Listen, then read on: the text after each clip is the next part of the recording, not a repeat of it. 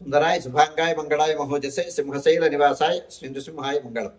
శ్రీ శ్రీ శ్రీ వరాహలక్ష్మీ నృసింహస్వామి వారి సన్నిధానంలో శ్రావణ శుద్ధ నవమి బుధవారం తత్కాల జ్యేష్ఠ నక్షత్రం ఆగస్టు 14వ తారీఖు యథావిధిగా 4 గంటల నుంచి 4:30 గంటల వరకు సుప్రభాత సేవ.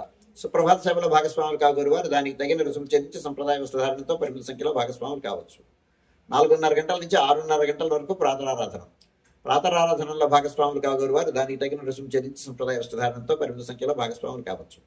ప్రాతరారాధనలో భాగంగా నిత్యవేద పారాయణం, ఉపనిషత్ పారాయణం, దివ్య ప్రబంధ సేవాకాలం, అనంతరం ధూపసేవ సమయంలో చతుర్వేద పారాయణం, శ్రీరామాయణం, భారతం, భాగవతం, విష్ణు పురాణం, క్షేత్ర మహాత్మ్యం, వరాహపురాణం, శ్రీభాష్యం, భగవద్ విషయం మొదలైన గ్రంథాలన్నీ పారాయణ చేయడానికి ఉపక్రమిస్తారు.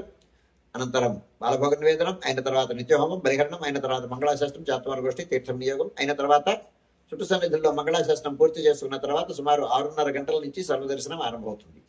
7:30 గంటలకు సహస్రనామార్చనం, 8:30 గంటలకు ఆర్జిత గరుడ సేవ, 9:30 గంటలకు ఆర్జిత నిత్య కళ్యాణం ఆరంభమవుతాయి. ఆయా సేవల్లో భాగస్వాములు కాగోరు వారు ఆయా సేవలకు తగిన రుసుము చెల్లించి సంప్రదాయ వస్త్రధారణతో పరిమిత సంఖ్యలో భాగస్వాములు కావచ్చు. 11:30 గంటల నుంచి 12:15 గంటల వరకు రాజభోగ నివేదనం, మహానివేదనం. ఈ సమయంలో భక్తుల యొక్క దర్శనములు నిలుపుదల చేయడం జరుగుతుంది. 12:15 గంటల నుంచి 2:30 గంటల వరకు సర్వదర్శనం, 2:30 గంటల నుంచి 3 గంటల వరకు మధ్యాహ్న విరామం. ఈ సమయంలో భక్తుల యొక్క దర్శనములు నిలుపుదల చేయడం జరుగుతుంది. మధ్యాహ్నం 3 గంటల నుంచి రాత్రి 7 గంటల వరకు సర్వదర్శనం, రాత్రి 7 గంటల నుంచి 8:30 గంటల వరకు రాత్రి ఆరాధన.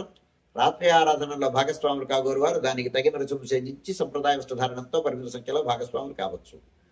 రాత్రి 8:30 గంటల నుంచి 9 గంటల వరకు సర్వదర్శనం, 9 గంటలకు ఏకాంత సేవ కవాట బంధనంతో ఈనాటి కార్యక్రమం సుసంపన్నమవుతుంది.